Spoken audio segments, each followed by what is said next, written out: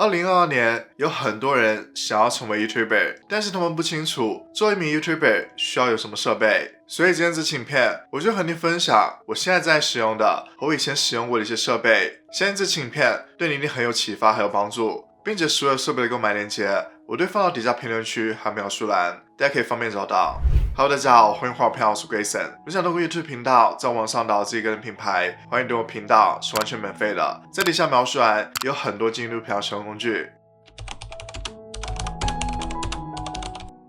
首先第一个设备就是相机，在我使用专业的相机进行拍摄之前，我使用的是手机拍摄。我有使用过2台手机，一个就是这台 iPhone 7 Plus， 还有一个就是这台 iPhone 12。这2款手机都能拍出 4K 的影片。我建议，如果你刚开始做 YouTube 频道的时候，你可以使用你的手机先进行拍摄，你可以先找找感觉，然后在之后，如果你觉得这份职业适合你，你愿意为这份职业做出一些投资，或者是说你开始有一些广告收入，你可以投入一些资金去购买相机。我现在这款在使用的相机就是索尼的 ZV-10，这是一款非常火的相机，大家购买它的原因就是它的性价比非常的高。还有另一款相机是和它非常类似的，是索尼的 ZV-1，它们之间最大区别就是索尼的 ZV-10 能够让你更换其他镜头，而索尼的 ZV-1 只能够使用它原配的镜头，你不能够更换其他镜头。现在索尼的 ZV-10 在亚马逊上一直是处于断货的状态，如果你现在想要入手一款相机，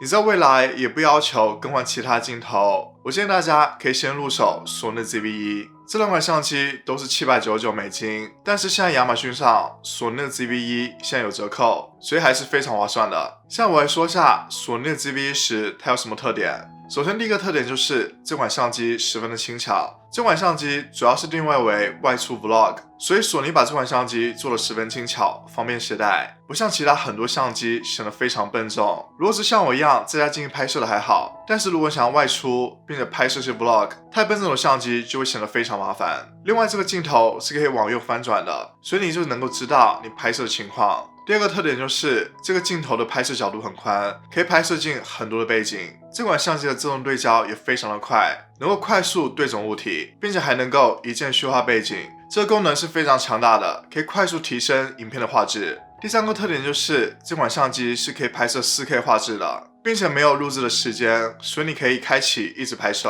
还有一款相机是很多 YouTuber 也在使用的，是佳能的 M50。我在考虑购买相机的时候，也有考虑这款佳能的 M50， 但是后来发现这款相机最适合拍摄 1080p 的像素，并且它会有录制的时间限制，每一次只能够拍摄30分钟，所以如果你想连续拍摄，这个设置是非常麻烦的。第4个特点就是这个相机拍摄出来颜色比较自然，我一般拍完以后也不做很多颜色的调整，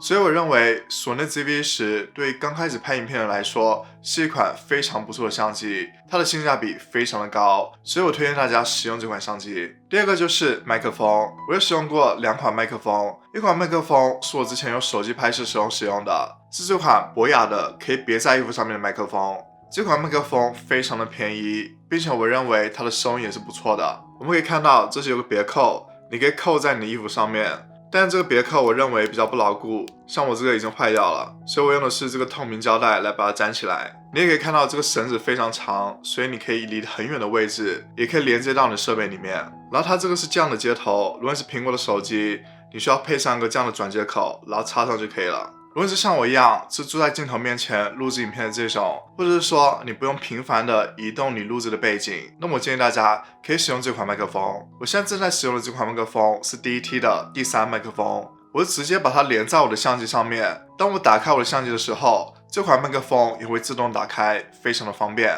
这款麦克风的收音效果非常好，它使用的是超新型的收音，这就是说不仅是麦克风前面的声音它能够收集到，在周边的声音它也能够收集到，但是它不会收集你周边的噪音，它主要是收集你的人声。这款麦克风是需要你插入电池的，在你购买的时候它会送你一节电池，并且一节电池可以连续使用166个小时，所以是非常耐用的。如果你电池快没电了，它也会提醒你，所以你不用担心。我现在拍摄使用的是2盏打光灯，虽然你可以使用自然的阳光来帮助你拍摄，但是由于阳光是会变化的，所以如果你拍摄时间久一点，你就会发现你影片的亮度是不断变化的。所以我还是建议大家，如果你有资金，可以去购买专业的打光灯。我购买的这款打光灯可以提供充足的光源，并且它十分轻便，能够方便我移动。这款打光灯也可以伸长和缩短，并且可以调整成不同的角度。无论这款打光灯，不管你是用来拍摄影片还是用来摄影，都是非常方便的。接下来就是三脚架。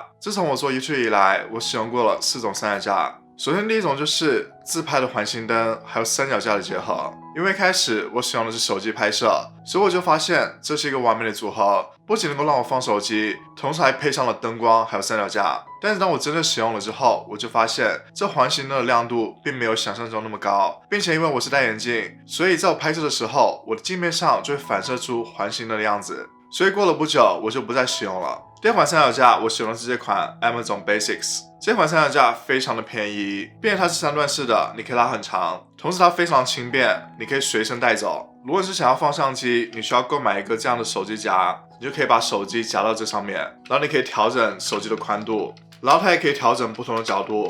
如果你想找一个非常便宜并且实用的三脚架，我推荐这款三脚架。第3款三脚架就是我现在使用的这款三脚架，是 Manfrotto 的牌子。这款三脚架比较贵，但是它可以4段式的拉长，所以可以拉非常的长，几乎能够满足你所有的拍摄需要。它有一个螺丝一样的东西，你可以固定到你的相机上面，然后就可以把你的相机固定到这个三脚架上面。同时这款三脚架可以调节成垂直的角度，这样就可以让你拍摄竖版的照片。第4个三脚架就是这个迷你的三脚架，很多博主都用它来拍 vlog。这上面可以固定你的相机，或者是刚才的手机夹，也可以固定在这上面，然后再夹住你的手机。这上面的头是可以调整角度的，你需要按住这个按钮，把它使劲往下按，然后就可以挪动。当你伸回来之后，这个头就是固定的，非常牢靠。然后你可以把这脚张开，就可以固定到桌面上或者任何平面上面。平时你要握的时候就这样握。所以我认为这个迷你三脚架是非常方便的，你可以带出门，然后可以拍 vlog 或者其他影片。接下来就是电池，因为索尼的 ZV-10它的电池消耗非常的快，所以我就备用了2个第三方生产的电池。之所以不使用索尼的原配，是因为索尼原配的电池非常的贵，并且我也看到很多人都在使用这款电池，所以我也就购买了，用到现在也没有出现任何的问题，所以这是非常可靠的。但在拍摄之前一定要准备好电池，并且充满电，保证拍摄的一切顺利。特别是我一次性会拍3部影片，所以准备好电池是非常重要的。然后就是存储卡，如果你使用的是相机，那么就需要一个存储卡。我使用的是这款 SanDisk Extreme Pro， 这是大部分人都使用的存储卡。好的存储卡可以保证高质量的拍摄速度，还有传输速度，这对我们来说是非常重要的。然后就是外置硬盘。我平时会把所有的文件都放置到我外置硬盘里面，并且会直接在我的外置硬盘上面进行剪辑。我平时使用的就是这款类似的外置硬盘，相信大家看到这个外表就非常的熟悉。这个外表非常有特点，就是为了防止损坏。它的文件传输速度和我在上面剪辑的速度都是非常不错的。我这个硬盘它的容量是5TB， 大家一定不要把所有的文件都存储在自己的电脑上面，将会让自己的电脑运行速度非常的慢，影响我们的效率。然后就要说到我剪辑时候使用的电脑，我使用的就是这台 iMac。这台 iMac 是我2019年购买的，使用到现在运行速度都还很流畅，估计我还会使用很久。现在 iMac 已经出了最新版，是重新做的设计，不仅可以让你有更多颜色选择，同时使用的是 M1 的芯片，可以有更好的运行速度。如果你不喜欢使用大电脑，也可以使用笔记本电脑。我有一台 MacBook Air， 可以在家使用，也可以出门使用。如果想在家使用，你想看更大的屏幕，你可以连接一个显示器，这样就能让你看到更大屏幕。接下来就是转换器。如果你是使用 MacBook 来剪辑你的影片，那么就需要一个转换器，因为如果没有这个，你就没有办法读取你的外置硬盘，并且读取你的存储卡的，所以就需要一个转换器来帮助到你。我使用的是这款转换器，你可以看到这里有非常多的端口，可以满足你的不同需要，并且它的传输速度也是很快的。这期影片和大家分享了我做 YouTuber 所使用的设备，希望可以给大家一些参考。设备虽然重要，但是影片的内容更加重要。如果你设备非常好，但是你的影片内容没有人感兴趣，那么一切的意义都没有了。但是有什么问题，也可以在底下的评论区告诉我。作为新手，你想做 YouTube， 但是你不知道应该具体怎么做，建议你去看我这期影片，里面告诉你新手开始做 YouTube 要做到的所有步骤，对你一定非常有帮助。如果你觉得这期影片对你有帮助，欢迎点赞。如果你想了解更多关于 YouTube 内容，欢迎订阅我频道。如果想和我更多互动，可以关注 IG， 在底下描述栏也有很多进入录片使用工具。那么下次再见，拜拜。